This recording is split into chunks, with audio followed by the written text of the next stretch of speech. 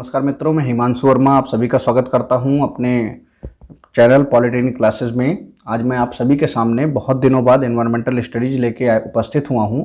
Environmental studies का आज मैं एयर पॉल्यूशन चैप्टर आपको कराऊंगा। मित्रों, आप लोग इतना चिंता मत किया कीजिए, ये जो एनवायरमेंट इंजीनियरिंग है इसको ख़त्म करने का उत्तरदायित्व तो मेरे पास है, मेरे कंधों पर है। और आप निश्चिंत रहें, यह सब्जेक्ट जो है बहुत आसान है, बहुत जल्दी इसको ख़त्म कर दिया जाएगा। इतना इसमें परेशान होने की ज़रूरत नहीं है। मुश्किल से 4-5 लेक्चर और बनेंगे इसके, और मैं कोशिश करूंगा कि लगातार या एक दिन के गैप में ये 4-5 लेक्चर आपको डाल दूं, जिससे ये सब्जेक्ट पूरी तरीके से समाप्त कर दिया जाएगा। तो चलिए शुरू करते हैं। अगर आप नए हैं, चैनल को सब्सक्राइब नहीं किया है तो सब्सक्राइब कर दें और शेयर और लाइक कमेंट्स करते रहें। चलिए शुरू करते हैं आज का पहला क्वेश्चन। तो which gas is mainly produced due to the incomplete burning of wood. लकड़ी के अधूरे जलने से मुख्य रूप से कौन सी गैस उत्पन्न होती है? यह क्वेश्चन है। लकड़ी के अधूरे जलने से मुख्य रूप से कौन सी गैस उत्पन्न होती है? Which gas is mainly produced due to incomplete burning of wood. A option है आपका CO carbon monoxide, B option है आपका SO2, सी ऑप्शन है आपका NO2, डी ऑप्शन है आपका NO3।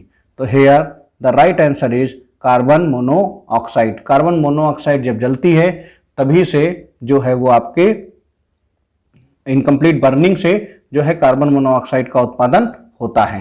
ठीक है, इसमें क्या होता है, आपका कार्बोक्सी हीमोग्लोबिन का निर्माण होता है। कार्बोक्सी हीमोग्लोबिन का जब निर्माण हो जाता है तो क्या होता है, ब्लड जो है वो स्लो हो जाता है, आदमी को सुस्ती आने लगती है, और सुस्ती के साथ निद्रा आते आते फिर अधिक निद्रा में या चिर निद्रा में आदमी सो जाता है, मतलब उसकी डेथ हो जाती है। ठीक है, नेक्स्ट क्वेश्चन है आपका। इसीलिए कभी भी अंगीठी जला के, कोयला जलाकर आपको घर पर नहीं रखना चाहिए, बंद कमरे के अंदर नहीं रखना चाहिए।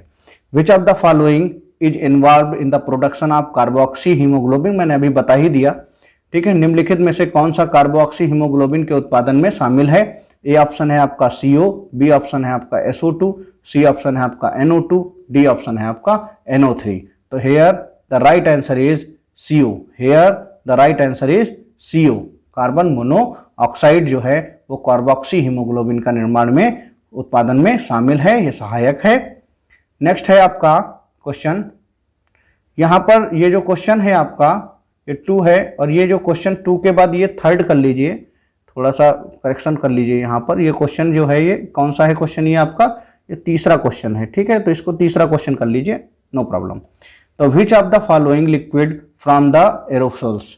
विच of the following is a liquid from a aerosols. निम्नलिखित में से कौन एरोसोल का तरल रूप है? ए ऑप्शन है आपका फ्यूम, बी ऑप्शन है आपका डस्ट, सी ऑप्शन है आपका मिस्ट, और डी ऑप्शन है आपका स्मोक। ठीक है, तो इनके सबके नाम हैं, आपको इंग्लिश में ही याद रखने पड़ेंगे। ठीक है, स्मोक धुआं है, मिस्ट को आप मिस्ट ही बोलते हैं, डस्ट आपका धूल बोल सकते हैं, और फ्यूम आपका फ्यूम ही रहेगा। ठीक है, तो कुछ चीज़ों के नाम आपको एज इट इज याद करने पड़ेंगे। इसमें हिंदी इंग्लिश का आप कन्फ्यूजन क्रिएट नहीं कीजिएगा, तो आपके लिए भी बेटर रहेगा, नहीं तो फिर दिक्कत आएगी। तो इसका जो सही आंसर होगा वो क्या होगा, आपका मिस्ट होगा। Mist is the right answer. किसका मिस्ट होगा आंसर? 3 क्वेश्चन का जो सही आंसर होगा वो क्या होगा, मिस्ट होगा। ठीक है, नेक्स्ट क्वेश्चन चलिए करते हैं। अब 4th क्वेश्चन है आपका। X-ray films are source of which of the following gas. X-ray फिल्में निम्नलिखित में से किस गैस का स्रोत हैं? Which x-ray films are source of which of the following gases, या एक्सरे फिल्म की निम्नलिखित में से किस गैस का स्रोत हैं? तो SO2, CO2, NO2, SO3। तो एक्सरे जो हैं वो किस गैस का स्रोत हैं? तो वो आपका NO2 गैस का स्रोत हैं। एक्सरे किसका है? NO2 गैस का स्रोत हैं, या नाइट्रोजन डाइऑक्साइड का स्रोत हैं। ठीक है, तो ये बहुत आसान है। ठीक है, इसमें कोई भी दिक्कत नहीं होनी चाहिए। नेक्स्ट है आपका the maximum size of fly ash is. Fly ash का अधिकतम आकार है, तो आपका ए ऑप्शन है 1 माइक्रोन, बी ऑप्शन है 100 ए ऑप्शन है आपका 1 माइक्रोन मीटर, बी ऑप्शन है आपका 100 माइक्रोन मीटर, सी ऑप्शन है आपका 1000 माइक्रोन मीटर, डी ऑप्शन है आपका 10 माइक्रोन मीटर। ठीक है, तो आपका कौन सा आपका सही आंसर होगा? तो ये होगा सी option is the right answer. C option is the right answer. अब देखिए फ्लाई ऐश होता क्या है। जब हम पावर प्लांट जानते होंगे जहां बिजली बनती है, तो इसमें इस पावर प्लांट में जो स्टीम पावर प्लांट होते हैं उसमें हमें क्या करना पड़ता है, भाप को, पानी को गर्म करना पड़ता है। पानी को हीट करने के लिए हम कोयले को पाउडर फॉर्म में जलाते हैं या बर्न करते हैं। पाउडर फॉर्म में मतलब कोयले को बारीक बारीक पीस लिया जाता है जिससे हाई इफिशियंसी मिले, अत्यधिक ऊर्जा मिले। ठीक है, और उसके बाद इसको एक जेट के द्वारा कोयले को इस भट्टी में झोंका जाता है, तो यह उड़ जाता है ऊपर चिमनियों में। चिमनियों में जब उड़ जाता है तो उसको इकट्ठा कर लिया जाता है, और जो नीचे राख भी इकट्ठी होती है, उड़ने वाली राख जो उड़ जाती है, बहुत हल्की होती है, उसको बोलते हैं फ्लाई ऐश। ठीक है, ये हम एनवायरनमेंट में इसलिए पढ़ते हैं क्योंकि ये आदमी के नाक, कान, इन जगहों पर चली जाती है, फेफड़ों में चली जाती है, इसलिए उनको नुकसान पहुंचाती है, इसलिए एनवायरनमेंट का यह पार्ट है। ठीक है, सिविल इंजीनियरिंग की दृष्टि से देखेंगे तो फ्लाई ऐश की ब्रिक्स का भी निर्माण किया जाता है। ठीक है, तो इसका जो सही आंसर होगा वो क्या होगा, सी option is the right answer. Next question है आपका 6th question, which of the following leads to disease called bronchospasm. Bronchospasm, ठीक है, which of the following leads disease is called bronchospasm. निम्नलिखित में से ब्रोंको ऐठन नामक बीमारी का कारण बनता है। कौन सा है जो इससे ब्रोंको ऐठन नामक बीमारी होती है? ए ऑप्शन है आपका SO2, बी ऑप्शन है आपका SO3, सी ऑप्शन है आपका SO4, डी ऑप्शन है आपका CO2। तो here the right answer is sulphur trioxide या SO3। ठीक है, इसमें होता क्या है ये भी तो समझें, कुछ चीज़ों को समझ भी लें कि इसमें होता क्या है। तो ब्रोंको ऐठन क्या होता है, जो हमारा बॉडी फ्लूइड है वो क्या करता है, H2SO4 का निर्माण करने लगता है। किसका निर्माण करने लगता है भाई? H2SO4 का। ठीक है, तेजाब बनाने लगता है या H2SO4 बनाने लगता है। तो इस बीमारी में, जो ब्रोंको ऐठन बीमारी है, उसमें जो हमारा बॉडी फ्लूइड है वो क्या करने लगता है, H2SO4 का निर्माण करने लगता है। ठीक है, गंभीर बीमारी है। नेक्स्ट है आपका, the minimum size of smoke particle is, धुएं के कण का न्यूनतम आकार होता है। धुएं के कण का न्यूनतम आकार है, the minimum size of smoke particle 0.2, 0.1 micrometre, 0.8 micrometre, 0.5 micrometre. ठीक है, तो इसमें आपका सही आंसर क्या होगा? सही आंसर होगा 0.5 माइक्रोमीटर। ठीक है, तो यहां तक कोई दिक्कत किसी को नहीं होनी चाहिए। नेक्स्ट है आपका, विच of the following is a secondary air pollutants. Which of the following is a secondary air pollutants. निम्नलिखित में से कौन सा या निम्न में से कौन सा द्वितीयक वायु प्रदूषक है या सेकेंडरी एयर पॉल्यूटेंट्स है? ठीक है, एयर पॉल्यूटेंट्स दो टाइप के होते हैं, आप लोगों ने पढ़े होंगे, primary air pollutants and secondary air pollutants. इसमें पूछा है सेकेंडरी एयर पॉल्यूटेंट्स कौन कौन से हैं, तो ए ऑप्शन है आपका SPM, बी ऑप्शन है आपका PAN, सी ऑप्शन है आपका SO2, डी ऑप्शन है आपका NO2।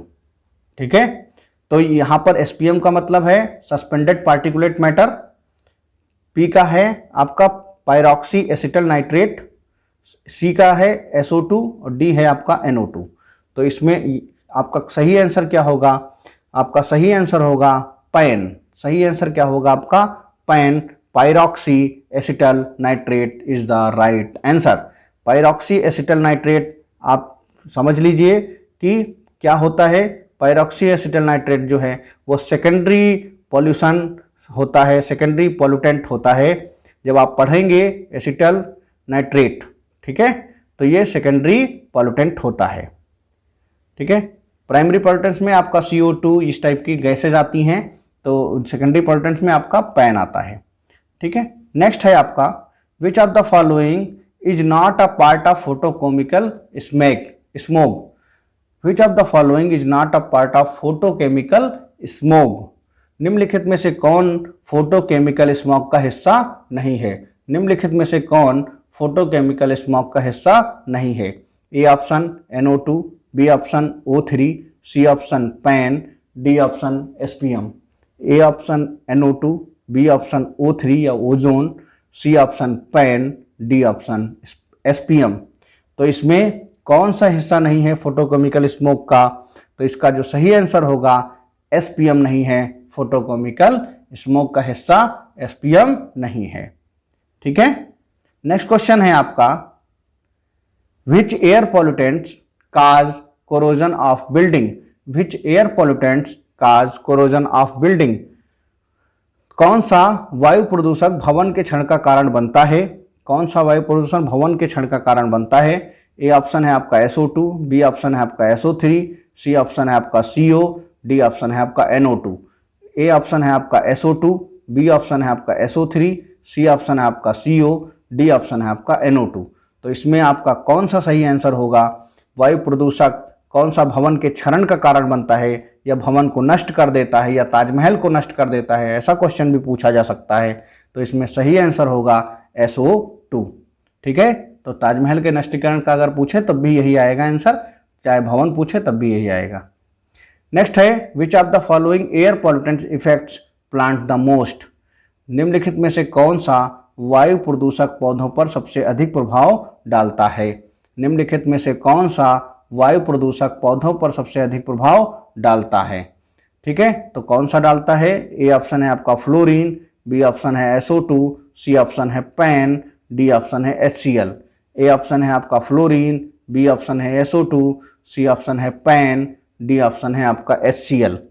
तो इसमें आपका जो सही आंसर होगा, इसमें जो आपका सही आंसर होगा वो क्या होगा? Fluorine is the right answer. Fluorine is the right answer. Next है आपका, विच of the following gas is not colourless? Which of the following gas is not colourless? Which of the following gas is not colourless? निम्नलिखित में से कौन सी gas रंगहीन नहीं है? A option है आपका NO, बी ऑप्शन है आपका O3, सी ऑप्शन है आपका PB, डी ऑप्शन है आपका SO3। तो इसमें से कौन सी गैस कलरलेस नहीं है? इसमें से कौन सी गैस कलरलेस नहीं है? तो आपका जो सही आंसर होगा वह आपका होगा NO जो है वो आपका रंगहीन नहीं है। NO का कलर कैसा होता है इस पे भी बात आएगी। तो इसका कलर होता है गाजरी भूरा या रेडिश ब्राउन। इसका कलर कैसा होता है? रेडिश ब्राउन होता है, रेडिश ब्राउन, BROWN। ठीक है, रेडिश ब्राउन या गाजरी भूरा।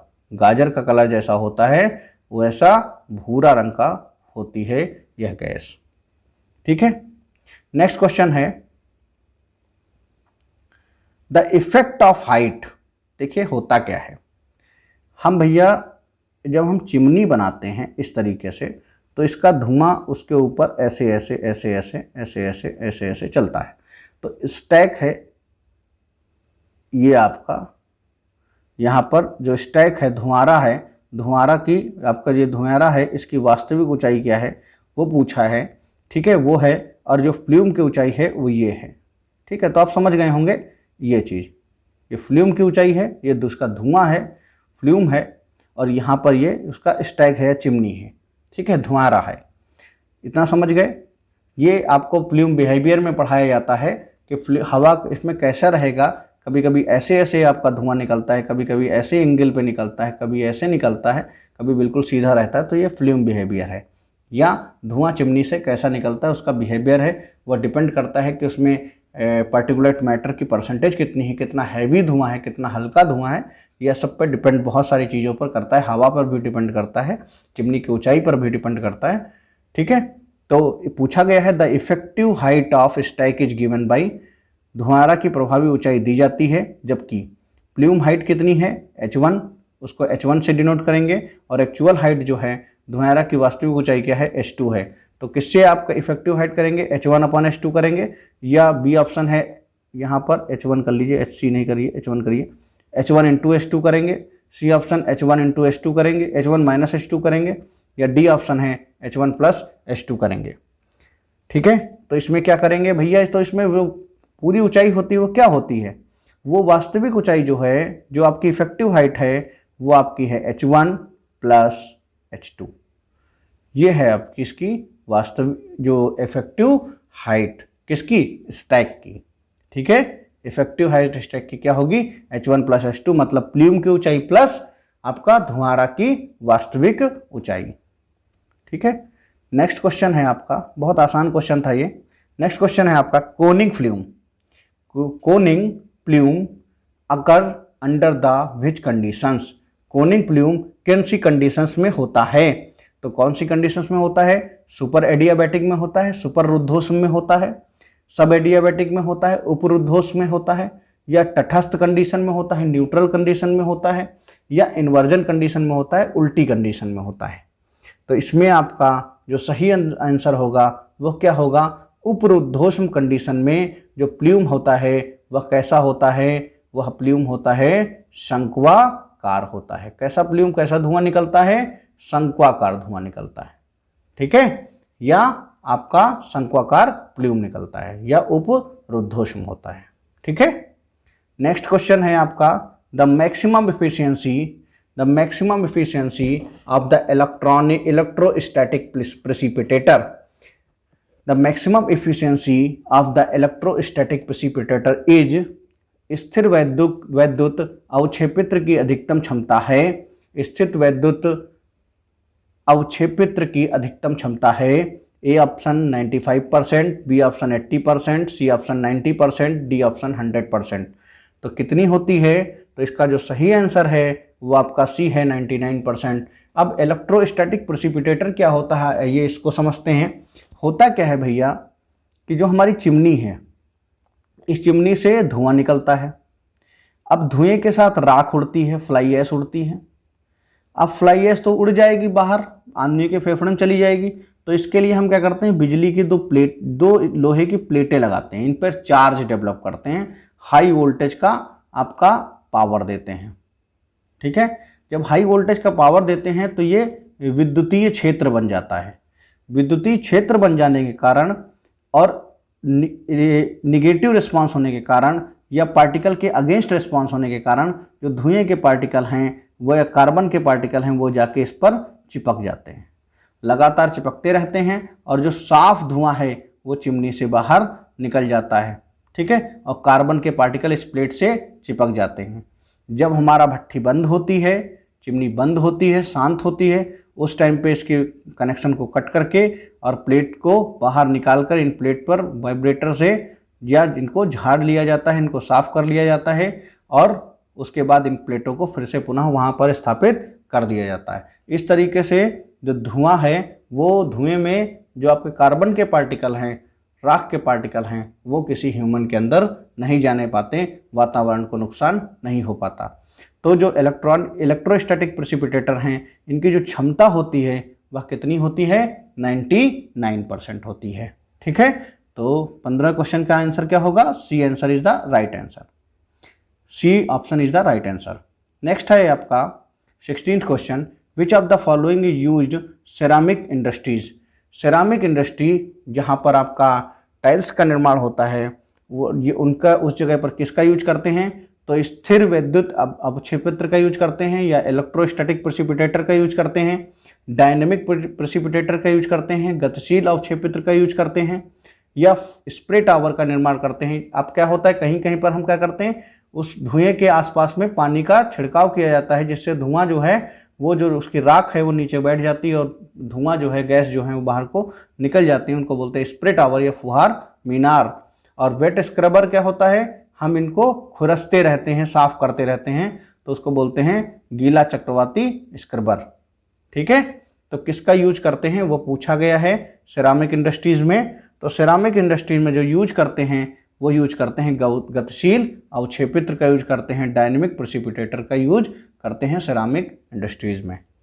ठीक है, नेक्स्ट है wet scrubber are classified into. गीले स्क्रबर के प्रकारों में वर्गीकृत किया जाता है। तो गीले स्क्रबर को कितने किस्में वर्गीकृत किया जाता है? तो देखिए कितने में है, 2, 3, 5, 6। तो इसको 3 भागों में वर्गीकृत किया गया है। कितने भागों में वर्गीकृत किया गया है? 3 भागों में। अब कौन कौन से किया गया है ये भी तो आपको पता होना चाहिए। तो पहला है आपका स्प्रे टावर। गीले स्प्रे को किसमें किया गया? स्प्रे टावर है तभी तो है, तो स्प्रे टावर में किया गया है, TOWER। ठीक है, स्प्रे टावर। दूसरा है आपका किसमें किया गया है? वेट साइक्लोन में, साइक्लोनिक प्रेसिपिटेटर में, ये भी कह सकते हैं, एस्कर्बर भी कह सकते हैं। और चौथा जो किया गया है वो वेंचुरी किया गया है, वेंचुरी स्कर्बर। ठीक है, तो 3 टाइप में आपका विभक्त किया गया है, सॉरी मैंने चौथा शायद बोल दिया, वो 3 टाइप हैं, फर्स्ट स्प्रे, दूसरा वेट और तीसरा आपका वेंचुरी स्कर्बर। ठीक है, तो गीले स्क्रबर को, जो वेट स्क्रबर हैं, उसको 3 भागों में डिवाइड किया गया है, क्लासिफाई किया गया है। स्प्रे आपका, स्प्रे टावर, वेट साइक्लोनिक और आपका वेंचुरी स्क्रबर। ठीक है, तो यहाँ तक किसी को कोई समस्या, कोई परेशानी नहीं होनी चाहिए, मैं उसके टाइप के साथ भी आपको बता रहा हूँ। नेक्स्ट आपका centrifugal collectors classified into how many types. केंद्र प्रसारक संग्रहकों को निम्नलिखित में वर्गीकृत किया जाता है। देखिए होते क्या है, क्या होता है कि हम धुएं को या कार्बन पार्टिकल्स को जो कलेक्ट करते हैं तो उसमें एयर को बाहर निकाल देते हैं और कार्बन पार्टिकल को कलेक्ट करते हैं। तो उसके सेंट्रीफ्यूगल मेथड होते हैं या कलेक्टर्स होते हैं जिसमें एयर अंदर जाती है पार्टिकल्स के साथ और जो हैवी पार्टिकल्स हैं वो बैठ जाते हैं, बाकी पोर्शन बाहर को, हवा जो है बाहर को निकाल दी जाती है। तो इसको बोलते हैं केंद्र प्रसारक संग्राहक। तो इसको कितने भागों में डिवाइड किया गया है यह पूछा गया है।